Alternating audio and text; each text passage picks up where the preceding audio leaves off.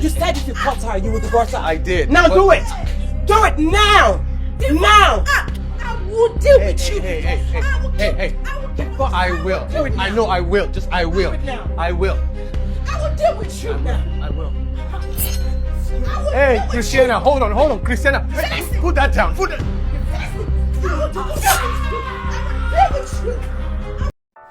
Movie opens now in a couple's bedroom. The couples are sleeping peacefully. Then suddenly a strange voice begins to call out his name. Abraham. Who is calling this guy now? He's confused at first that who could be calling him at this point in the night. Okay, let me even get up and find out who is calling me. Abraham gets up and behold, God appears in his fullness of glory right there in the room. What has God come to do? He has come to give him a mandate, setting the path for the title of this movie, The Mandate. He says, I'll be sending you to a far country, and you are not going to that country for your company or for any other reason, but to fulfill my own mission for my sake. Now, this scene was very prophetic, considering the fact that Abraham in the Bible was also called by God to leave his father's land and journey to a land which God will show him, setting the path for just how prophetic this movie was set to become. Mind you, the reviews on this channel are not meant to stop you from watching the full movies at their respective sites. Also, if you're here to subscribe to this channel, please do so very quickly to ensure you don't miss out on more reviews coming out here on this channel. Back to where we are introduced to the Browns family, where we see Celestine telling his wife he has some news for her and he has waited for the right time to tell her. And the wife is like, okay, what is it? And looking at her husband's expression, she immediately thought her husband has gotten one of the sisters in church pregnant. How insecure can this woman be?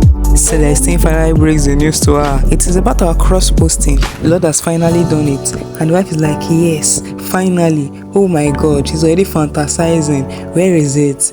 And in her mind, she's already thinking, is it Canada or the US? Or am I shocked though? And from the husband's expression, you can tell that something bad is about to happen here. The wife is immediately like, if it's not Canada or US, she's not going on. Okay now. You know, the US would be nice. She keeps on fantasizing about US and Canada now. Finally, the husband finally drops the bomb. My love, it's not the US, neither is it the Canada. It is Luanda in Angola.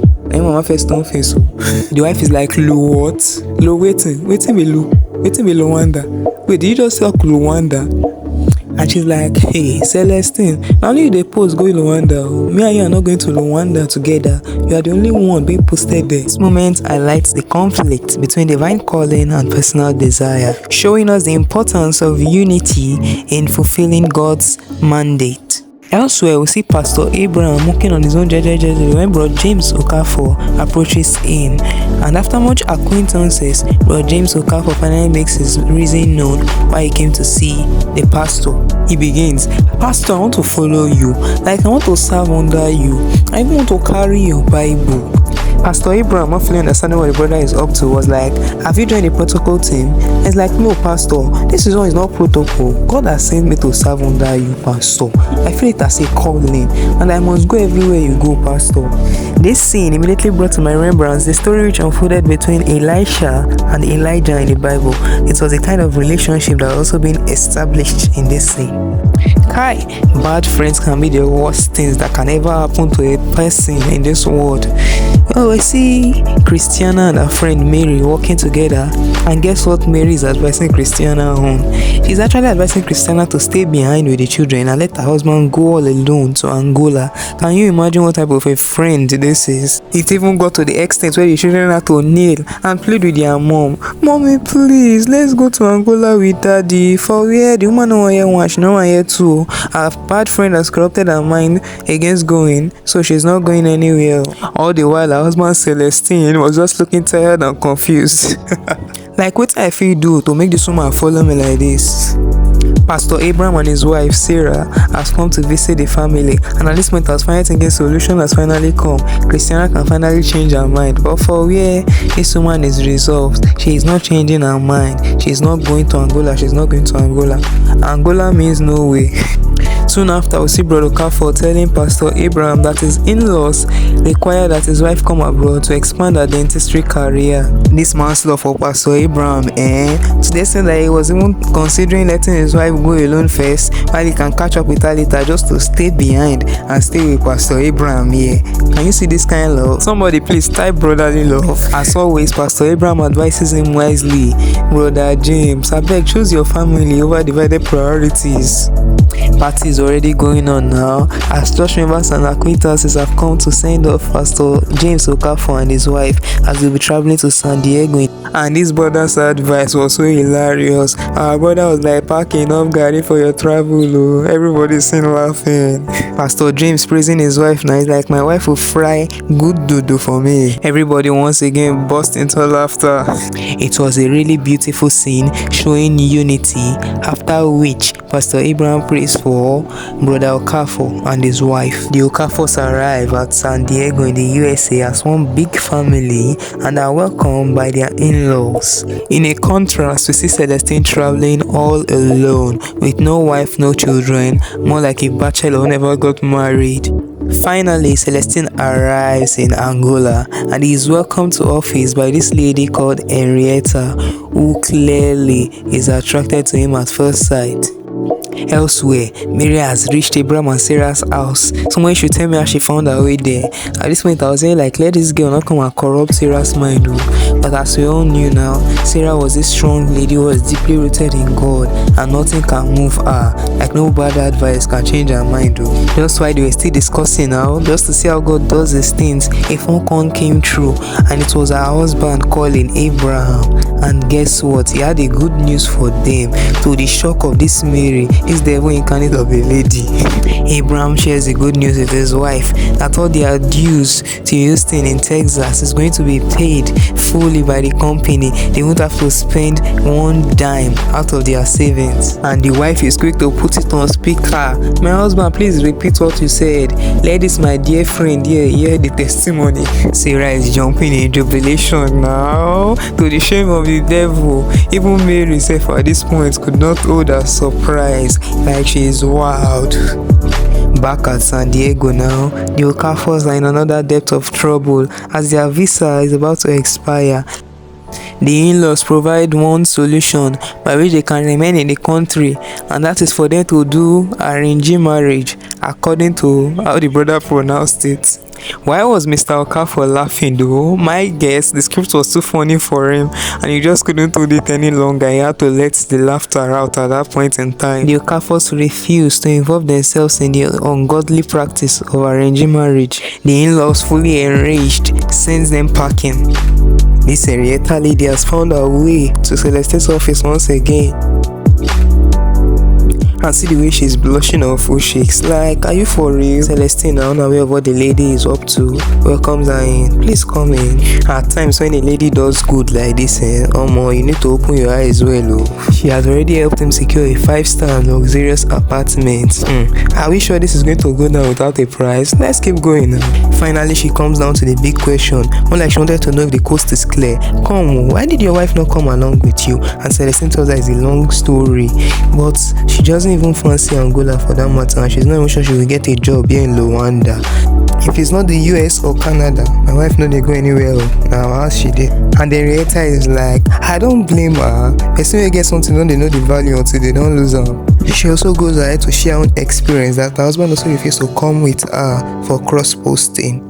So I'm very sure at this point in time, our commercial students already know the meaning of cross-posting in this sense. But for those who still don't know what the cross-posting is all about, it's just more like when a worker of a particular company or employee is being transferred from one region or country to another region or country where the company is also located, more like transferring them from one branch of the company to another. Celestine finally makes it known to Henrietta now that is a pastor and they will plan to open a branch here in Rwanda. Immediately Henrietta hears that one, she quickly jumps on it to finally get into Celestine's skin. I'm a Christian now, and ever since I left Nigeria, I've been looking for a church around here, like the one I used to worship with in Nigeria. And then Celestine's like, and she's like, okay now, let's start together. You know, you'll be the pastor, and I can be the assistant pastor and the women leader. And I personally loved the way Celestine was like, you, women leader, who does she women leader? Like, like as if his spirit already told him that this lady is not fit for the job. And she's like, since your wife is not here, let me help her to fill in her role now as the pastor missus and the woman leader in the church. This scene immediately brought to my remembrance the story of Esther and Queen Vashti. Let me say yes, it was actually brought to my remembrance by this lady called Henrietta. So you see, in every bad person, like there's also something to learn from them, even if they try to coin it to suit your own purposes. Catch up on, and I'll talk to you later. In what can only be described as divine orchestration, Abraham and Sarah on their way to Houston, Texas when they receive a call from the Okafors. It turns out that after being thrown out by their in-laws, James Okafor and his family have relocated to Houston, Texas, the exact same place Abraham and his wife are headed. Everything indeed happens for a reason. The joy in James' voice is undeniable. Once again, he will reunite with his spiritual father. Back in Nigeria, Christiana begins to regret her earlier decisions to stay behind and let her husband go all alone to Angola. But instead of receiving wise counsel, her friend Mary continues to feed her wrong advice. This scene raises a powerful question: how much damage can bad friendships cause? Because they will be the one to feed you with the bad advices, and when the time comes for you to face the consequences of your actions, you will be left all alone. So I want somebody to do this practically today. Tell yourself, I will flee and shun bad friendships. It seems like Mary is not going to leave this family until she has caused a very big rift. So she's seen advising Christiana here to go to a conference in Toronto without telling her husband. As in, which friend does this? Please avoid bad friends with everything you would dare. Come and see me praying deeply that juice should just shook her there. But then I remember it's just a film actually. Back in Angola, we see Celestine playing tennis and the guy is just enjoying himself through and they're enjoying the game, but then something shifted, something changed. The guy just got angry, dropped the bat and began to remember everything that unfolded with his wife and all, and he's just crying his eyes out. He's crying and crying and crying. Like this man cried.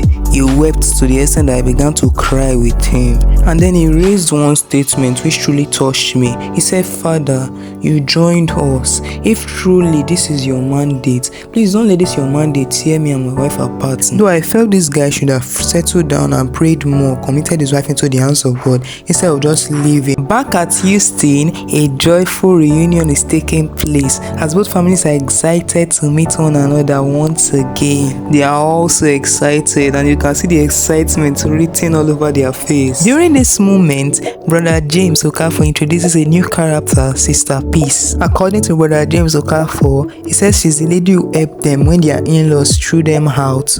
She is warmly welcomed by all, and her presence officially becomes part of the unfolding story. While the family are enjoying their time together, something unexpected happens. Abraham receives a call from his boss in Nigeria. The way he acknowledges his wife Sarah in everything is so lovely. So after receiving permission from his wife here now, he steps aside to receive the call, and behold, he receives an incredible news. He has been officially transferred to Houston, meaning he no longer needs to return to Nigeria. Simple holiday he and his wife went for has finally turned to a journey of forever. Overwhelmed with joy, he returns to share the good news, turning the already happy moment into a big celebration. He even breaks another great news that their boss said he can buy a house, and everyone is excited. Then see how God works. So this Sister Peace again says she's actually a realtor. Now you know what a realtor is. That is, she's involved in all this good housing and good location business. She can help them to find a very good house. Everyone is once again excited to see how God loves his children.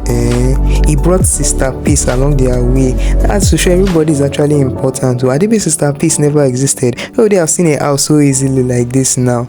So you see, nobody is actually useless. Everybody is useful, and God actually plans things in a way that he doesn't want his children to stress. So his plan is for us to relax, rest in one corner. Let me help you to make things easier. So I beg, believe in him in everything you do in life. Back in Angola now, Henrietta is back again to Celestine's office. What did this woman have to come and do here again? In fact, her pose at the door alone every time she comes speaks a lot. So she asks him, "How have you been now?" And he says, "I'm sad. just weak, Jarrett.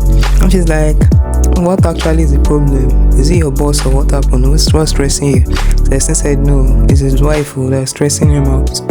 As I get jump on it again. Why are you troubling yourself now, this guy? He has moved on already. You self move on now. Maybe I'm here, am I not fine? Celestine still thanking her for all she has done for him now. And I'm like, do people really do things for free these days? Guy, wising up now. Before we could say Jesus is Lord, Henrietta started twisting the biblical story of Esther just to suit her own purpose. According to her, she said, let's just look at it as Vashti. The king called her and she disobeyed. And what did he do next? He threw her out and took another wife. So you can also do same. Before we could even blink an eye, Henrietta has entered into Celestine's head. He's already reasoning what she said. Henrietta, this one is deep.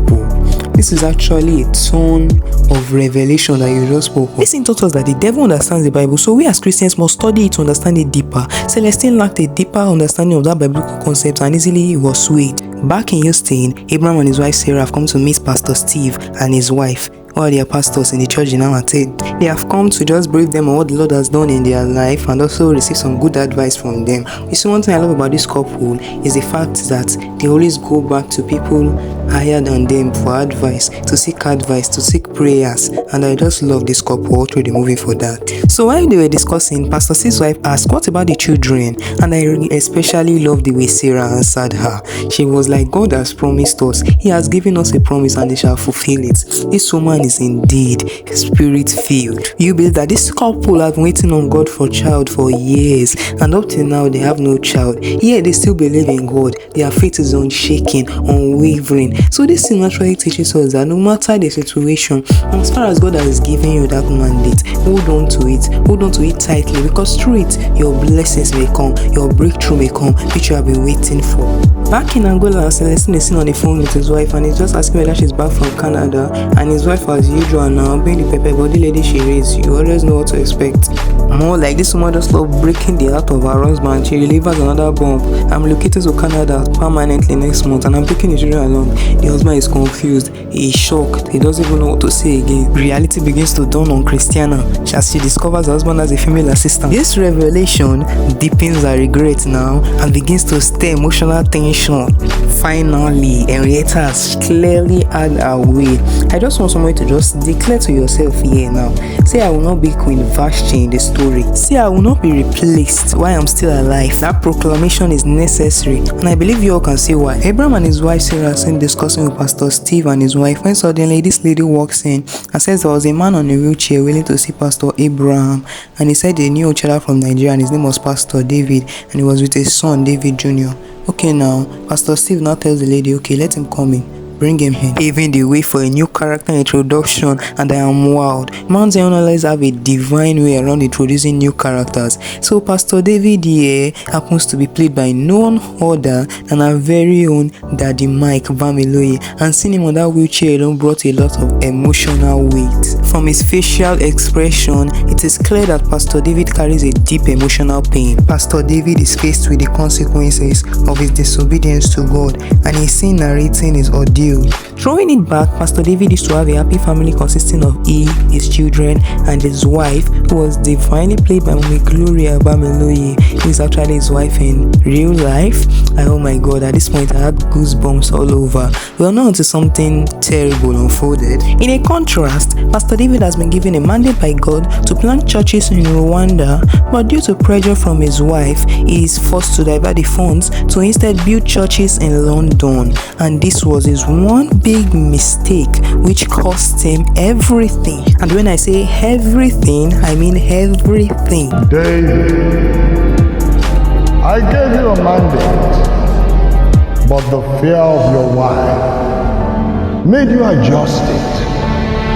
Master, what could I have done, Master? The pressure, it was too much on me. I was waiting for you, David, to cry unto me in prayers. But no, you succumbed to her pressure. I have found someone who is more faithful and committed. I will now take that mandate from you. No, Master. And hand it over to him. Master. At this point, I was pushed to make one declaration, and I want you all to also make this declaration with me. Can somebody just open his mouth loudly and say, my mandate will not be taken away from me and given to someone else. I believe I don't need to say too much on why you should make this declaration for yourself. I mean, watching this scene alone will make you make that declaration with full boldness and authority. Pastor David lost everything he had in a day. He lost his wife and daughter to a fatal accident while his church also scattered. Overwhelmed with grief, he slumps. But as God will have it, Pastor David never died. He only suffered a stroke which landed him on his wheelchair, which we now see him using. His story left everyone deeply emotional. His presence in this movie was a sobering reminder to stay faithful to God's calling and mandate no matter the cost. So very quickly, I want to make this declaration with me. Say, no matter what comes my way, I will be faithful to my God's given mandate. On the bright side, Sarah is sharing an exciting discovery with Abraham. Good news is a piece of land which she believes is perfect for building their church. Without any further noise, he drags him to go and see the place, completely ignoring Abraham, who was shouting, let me go and change face now. So while Abraham was praying over the land, something miraculous happens. A 72-year-old white man arrives and shares a prophecy he received many years ago. The Lord came to me and told me that a church from Africa would be buying this land under His holy name. I've been coming here years and years. Every time this land has been sold, but it's never been to a church from Africa. I must ask you, sir, are you from a church from Africa? Yes, sir. I am a missionary from Nigeria. I will just close on this land. Hallelujah! Seeing the prophecy fulfilled, the white man rejoices, after which he prays for Abraham, marking the beginning of a blessed foundation. Back in Angola, things have taken a darker turn. We realize that Henrietta has aborted pregnancies twice for Celestine. This revelation is really shocking and exposes how far Celestine has drifted away from his calling. You know, as a gospel movie, the extraordinaries are not allowed, so you knock her to come in to wake them up from their slumber. Just as tension builds now, there is a knock on the door. Who could it be? Not even in their widest imaginations were they close to discovering who it was. Celestine opens the door and bang, bang, bang, bang. It's his wife, Christiana, in the flesh, standing right in front of him, while Henrietta is right there in his room. The situation quickly spirals out of control as Christiana becomes suspicious, and just before Celestine can calm things down, Henrietta steps in and exposes everything. She even goes further to accuse Christiana of flirting with her husband. But Henrietta came fully prepared and she has proof to back up her claim. She shows Celestine the videos, the pictures, and Celestine is immediately shocked. He turns to his wife. First of all, this is Henrietta now, who has been looking for an opportunity all along. She jumps on this opportunity and immediately tells Celestine to end things with her as quick as possible, right here and right now. In a fit of rage now, Christiana grabs a knife from the table and is heading straight for Henrietta. She pushes Celestine away, was trying to hold her, and immediately stabs Henrietta on the shoulder. Henrietta, in a retaliation mode, picks a bottle and hits it on her head. Our screen felt the tension. Just as everyone are still regaining their self now, Celestine is shocked at what has unfolded. Henrietta has just killed Christiana. Just then, the police arrives at the scene and Henrietta and Celestine are both arrested. Back in Houston, Pastor David gives Pastor Abraham a phone call where he shares a very mighty testimony. According to Pastor David, he now serves under his junior pastors, but God is using them so wondrously. He even goes further to share that during one of the crusades, one of the pastors were ministering and he didn't know when he jumped from his wheelchair, and right now he's no longer using a wheelchair. Somebody say God is working, while somebody else should say God is merciful. But still, in the midst of it all, Abraham faces yet another test. God has instructed him to quit his job, a job that is clearly not even sufficient to sustain he and his wife. What are this couple going to do if he resigns from this job? When he released this message to Sarah, she shows unwavering support. Honestly, women like Sarah are very rare. If there's one thing the journey of this couple have taught us is this, that it's one thing to have the mandate and it's another thing to have a partner that will work with you to achieve that mandate. Abraham and Sarah are so surprised to find out what happened between Celestine and his wife, and as always they are deeply pained by this development. Celestine was sentenced to 2 years imprisonment while Henrietta was sentenced to 12 years imprisonment. Mary has come to visit Celestine in prison and beg for forgiveness of all she did. Stay away. I had to come see you. I heard about your wife. I'm so sorry. Yes, Christiana is gone. The movie concludes on a powerful and emotional note as Abraham and Sarah's church is finally inaugurated. A mission rooted in faith, perseverance, and obedience is fulfilled. But aside that, this movie stands out as a masterpiece, leaving us with transformational questions. Are we walking in our calling? Are we truly walking in the mandate God has given us? Do we have partners that are ready to walk with us towards achieving that mandate? I didn't just watch this movie, I experienced it. I learned a lot from it, and I'm sure you all did. Please, if you love this review and you want to see more amazing reviews like this, please do well to subscribe to this channel. Just see the subscription button below this video. It doesn't bite, I swear it doesn't bite.